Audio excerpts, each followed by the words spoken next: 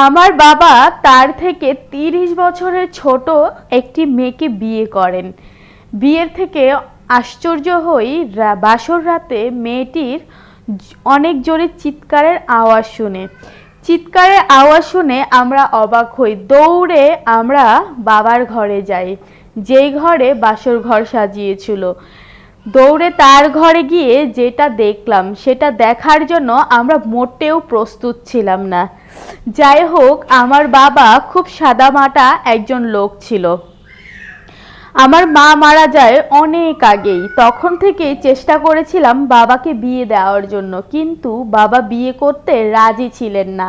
আমরা অনেক চেষ্টা করেছি, তারপরেও বিয়ে করাতে পারিনি।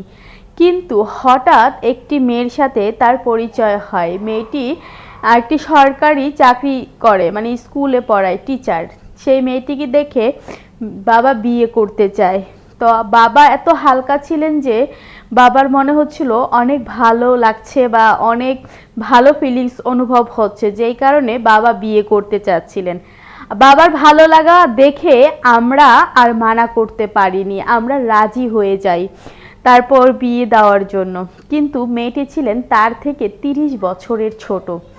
তারপরে যেই ভাবা সেই কাজ, বাবা বিয়ে করে মেয়েটিকে ঘরে নিয়ে আসেন।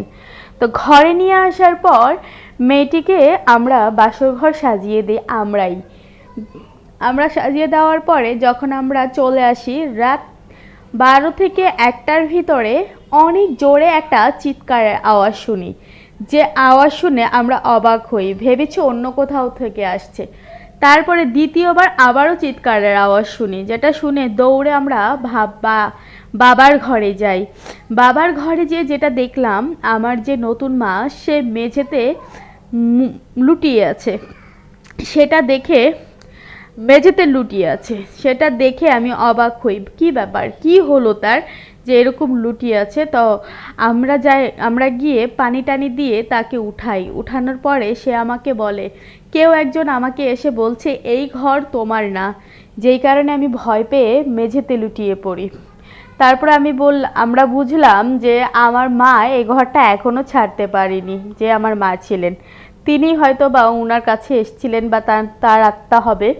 যাই হোক, তার পরের দিন আসলে কথা হলো কি, বাসর ঘর করতে সেই ঘরে দিয়েছিলাম যেই ঘরে বাবা আর মা থাকতো। তারপরে আমরা গিয়ে তাড়াতাড়ি করে সব কিছু বা মায়ের সব কিছু খুলে দেই। তারপর থেকেই সব কিছু আবার আগের মতো চলতে থাকে। সেখানে খুবই সুন্দর করে আমার বাবা সংসার শুরু করে।